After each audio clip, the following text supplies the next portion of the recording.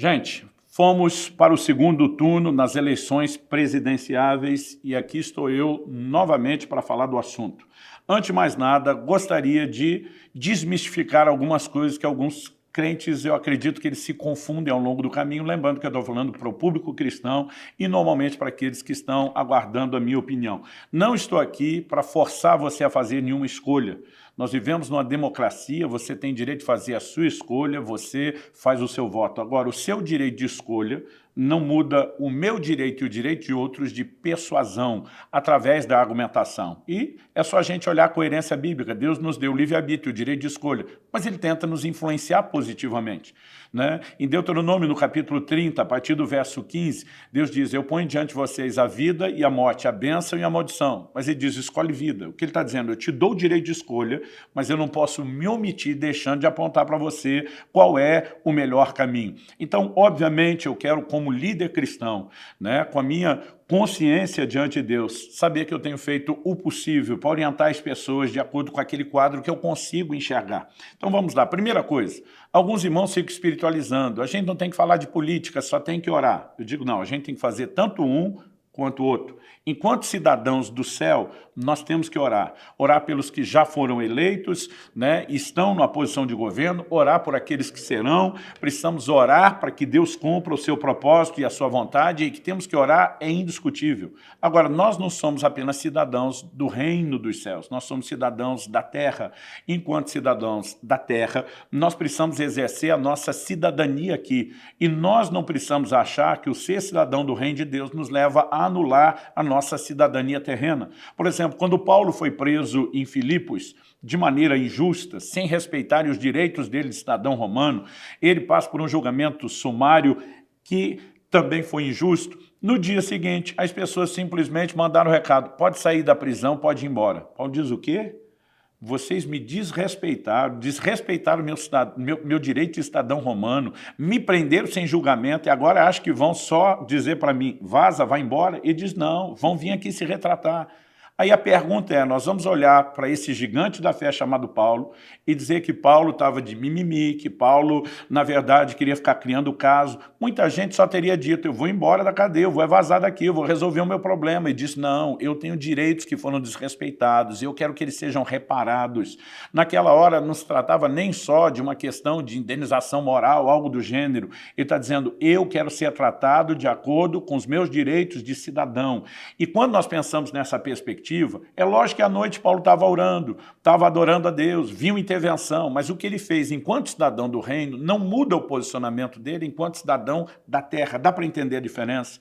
Então, algo que nós precisamos entender, embora oramos, é procurar gerar consciências nas pessoas. Outro dia alguém falou, eu não consigo imaginar os apóstolos falando sobre voto. Claro que não tinha voto naquela época. Né? O regime de governo era completamente diferente. Agora, hoje, quando a população tem o direito de escolher, a minha pergunta é por que escolhemos errado? Agora, escolher certo ou errado não diz respeito a uma pessoa, se a gente gosta do estilo dela, se a gente não gosta. Nós precisamos entender qual ideologia que ela carrega.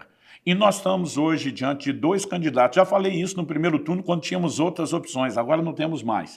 Estamos diante de dois candidatos. Nós temos uma candidatura de esquerda, que já esteve no poder, que saqueou a nossa nação como nunca antes. Nós tivemos, né, a maior roubalheira da história do Brasil praticada, né, por esse grupo. Então, por mais que tenham, e já falei isso no vídeo anterior, descondenado Lula por supostas irregularidades técnicas, ele não foi inocentado, o que dizer do PT e do resto da quadrilha, de toda aquela turma que foi presa? Agora, de uma hora para outra, nós vamos olhar e dizer esses caras são corretos, esses caras são justos.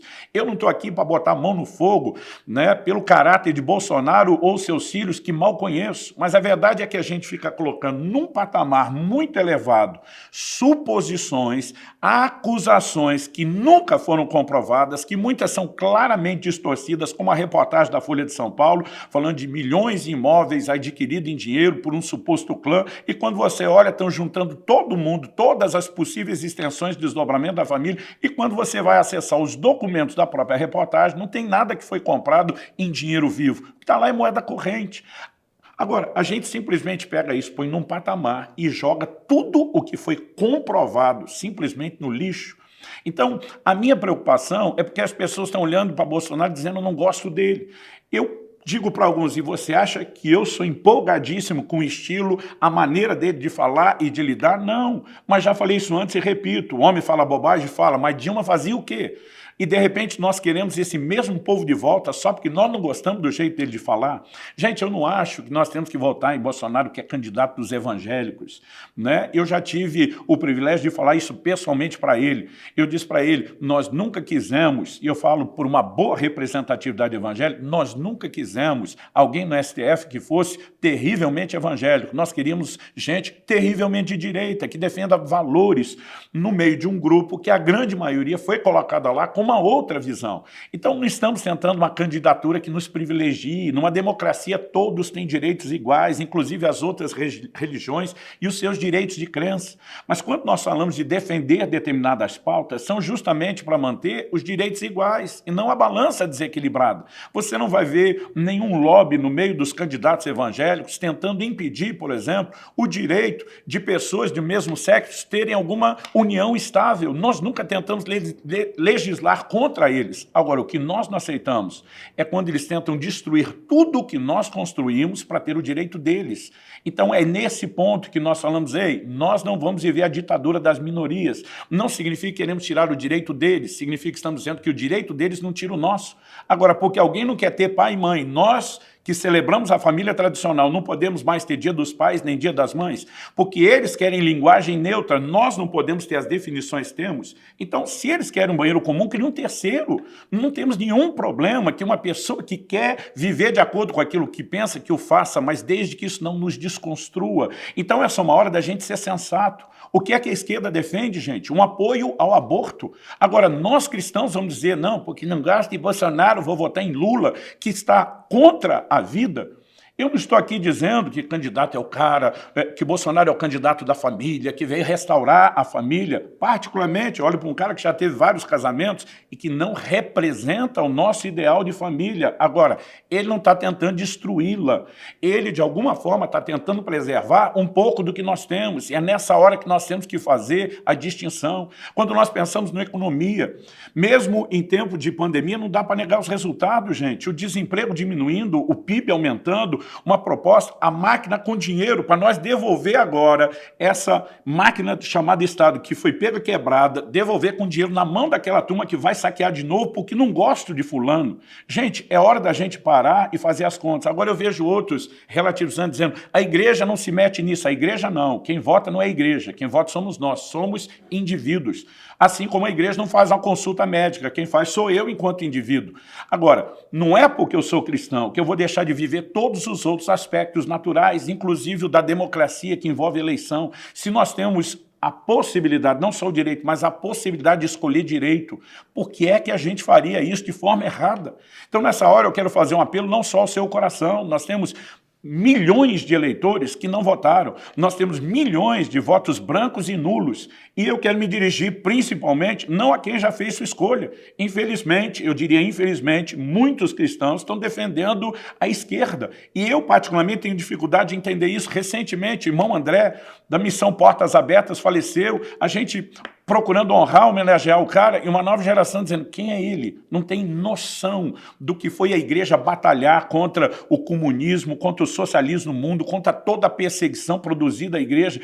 E agora, a nova geração simplesmente diz, nós queremos isso, aquilo que nos custou tão caro como igreja, que custou tanta perseguição ao evangelho. Aí eu vejo gente relativizando, não, uma nação predominantemente cristã não vira comunista da noite para o dia, isso é um processo de décadas, realmente é um processo de décadas. Agora, quantas décadas já passaram com eles tentando reprogramar a gente? E nós simplesmente vamos oferecer às próximas dizendo, continue o processo de vocês, e a gente fica aqui sentado, quieto, de forma passiva, aceitando isso? Gente, não dá. Não dá. Não dá para ter uma consciência cristã e apoiar aborto. Não dá para ter uma consciência cristã e simplesmente apoiar esses valores e essas bandeiras que estão sendo levantadas. Agora, isso significa que a gente vai concordar com tudo que Bolsonaro diz? Não. Eu, particularmente, não Sou alguém que vai aderir ao uso de arma. Não quero ter arma em casa.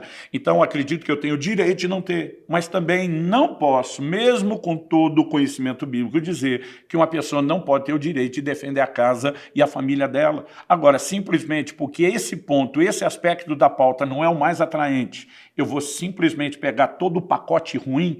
Alguém esses dias falou, tem um monte de coisa no Bolsonaro que eu não gosto. Eu falei, também, só que quando eu falo do Lula, não tem nada nele que eu goste ou que eu concorde. Então, nesse momento, eu não tenho o candidato perfeito, o ideal. E também eu não estou escolhendo alguém para ser pastor da minha congregação, da minha vida. Nós estamos tentando pegar, como diz aquela linguagem, o que temos para hoje e tentar achar o menos pior. Essa linguagem dentro da democracia do menos pior não é de hoje, já remonta à época da Grécia, da Roma Antiga. Quando temos opções limitadas, a gente tem que fazer a melhor escolha dentro das possibilidades. E, gente, não dá para simplesmente engolir uma conversa de descriminalização das drogas. Agora, de repente, nós estamos simplesmente tentando relativizar valores que pregamos e proclamamos há tanto tempo em nome de uma suposta conduta emocional, de dó de alguém que pode estar sendo julgado pelo sistema, enquanto estamos favorecendo o tráfico e toda a desgraça que as drogas têm produzido, e nós vamos simplesmente dizer, não, nós queremos isso, porque não gostamos do jeito que o Bolsonaro fala. Eu quero fazer um apelo ao seu coração. Alguém diz, eu não acho que se Lula for eleito, ainda mais agora com tantos candidatos, disseram que em torno de 60% são de direita, ele não vai ter governabilidade, ele não vai fazer nada. Eu tenho dito para alguns, e você quer pagar para ver? A questão não é nem o quanto ele vai fazer em termos das leis da nação. Ele coloca as próximas 2 indicações do STF do jeito que quiser, se entrar lá dentro. Ele vai distribuir e negociar os cargos e as influências de novo, né, como já fizeram antes em vários. Não estamos falando de um mandato, em vários mandatos. Estamos falando de pelo menos 3 mandatos e meio. Isso foi comprovado. E nós vamos simplesmente entregar a nação de mão beijada, de novo na mão dessa turma.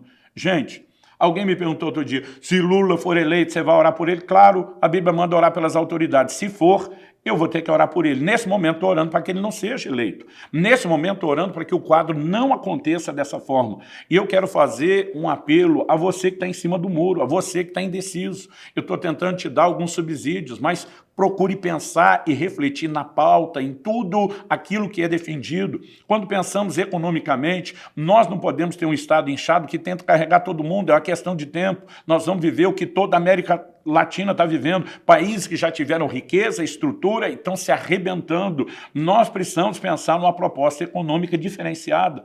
E apesar de, repito, não ter tudo o que eu mais queria no governo Bolsonaro, pelo menos ele é o que está mais próximo possível daquilo que a gente gostaria e é o que está mais longe possível de tudo aquilo que nós não queremos.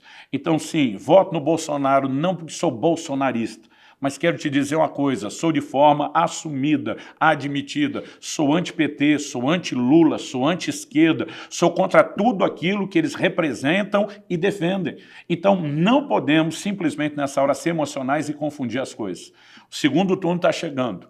Eu quero te encorajar a tomar a decisão correta. É lógico, você tem o direito de fazer a sua escolha. Eu só quero cumprir o meu papel enquanto cidadão, dizendo, eu também tenho o direito de tentar te persuadir e te dar elementos que te ajudem a pensar, para que você não seja só embalado, deixando que a mídia decida o que é que você vai pensar sobre quem. Quais são os interesses dele? Por que que essa mídia, que é tão forte, não só no Brasil, mas no mundo, é tão controlada pela esquerda? Nós precisamos parar e pensar em tudo isso. É hora de fazer uma escolha, é hora de simplesmente nos posicionarmos para que não chegue o momento de depois a gente amargar com arrependimento, como Venezuela, como Nicarágua, como Argentina, como Colômbia, como muita gente já está fazendo. Então, pense e ore a respeito disso. No último vídeo, falei a respeito de como tenho orado e jejuado pela nação, no sentido de dizer um compromisso de lutar, não só enquanto cidadão terreno, mas enquanto cidadão do reino de Deus, no sentido de dizer que não estamos brincando com as coisas. Não estou aqui para te dizer que Deus mandou você votar em alguém, como alguns distorcem deliberadamente o que a gente fala. Eu acho incrível que alguns desses se orgulham de ser estudiosos, de ter um perfil de bons interpretadores, não conseguem prestar atenção no que a gente diz, porque são emocionais naquilo que houve. Não estou te dizendo que Deus mandou fazer. Estou te dizendo que eu, enquanto cidadão, quero te influenciar por conta dessa perspectiva, por conta daquilo que enxergo. Não quero deixar o vídeo longo, mas quero te encorajar. desça do muro, espero que desça para o lado certo, influencie o maior número possível de pessoas. Nós estamos no meio de uma guerra, vamos continuar orando, vamos continuar jejuando, mas o que fazemos enquanto cidadãos do reino de Deus não muda o que devemos fazer enquanto cidadãos da terra. E o que fazemos enquanto cidadãos da terra também não muda o que devemos fazer enquanto cidadãos do reino. Procure abrir a sua mente, a sua consciência, vá olhar os planos de governo, vá examinar o que é que está por trás das declarações que ficam sendo mascaradas. Porque uma hora Lula bate na família tradicional, fala do direito das mulheres de abortar, depois diz, não, não é isso. Aí ele começa a dizer, não, eu sou cristão. Então, vai olhar as propostas, tenta avaliar isso de forma fria, não emocional, racional. E, pelo amor de Deus, olhe para que Deus te dirige. Eu não sei porque alguns ficam tão aborrecidos quando a gente pede para orar, para Deus dirigir. Você não acredita em Deus? Você não acredita em oração? Ou você tem medo de Deus te dirigir na direção que você não queria? Então, pelo menos ore, diga, Deus, abra minha mente, me ilumine, me dê sabedoria, e não espere os últimos minutos quando você estiver indo para a urna para fazer isso. Comece a considerar isso com calma, comece a ponderar isso com tempo e faça a melhor escolha. Nesse momento, não há cenário onde eu consiga enxergar Lula como a melhor escolha. Que Deus nos ajude, que Ele guie a nossa nação. Não creio que se a esquerda volta ao poder, que a igreja vai ser parada. A igreja não foi parada em 2000 anos e não será. A pergunta é, nós queremos os nossos filhos e os nossos netos vivendo essa enxurrada de ideologias de uma maneira cada vez mais intensa do que está, nos cerceando em todos os nossos direitos e crenças, simplesmente porque a igreja não vai acabar. Não é porque a igreja não vai acabar que a gente precisa aceitar o resto nesse pacote. Então, sim, vamos crer para o melhor de Deus, vamos fazer o melhor possível nessas eleições e, nesse momento, como o menos pior, como o que temos para hoje, não falando como um bolsonarista, não tenho esse rótulo e não pretendo ter. Eu quero dizer, meu voto segue em Bolsonaro 22 e vou tentar influenciar o maior número possível de pessoas. Obrigado pelo seu tempo, obrigado pela sua atenção. Se o que eu falo faz sentido, eu espero que te ajude. Se não, respeite pelo menos o meu direito. O meu direito de expressar minha opinião como você tem a sua. Não ataque minha pessoa, nem o meu caráter, porque você não conhece, embora não me importo muito se você fizer isso, mas eu quero lembrar que esse jogo não é nem um pouco bíblico e não é saudável para você. Que Deus abençoe sua vida, em nome de Jesus.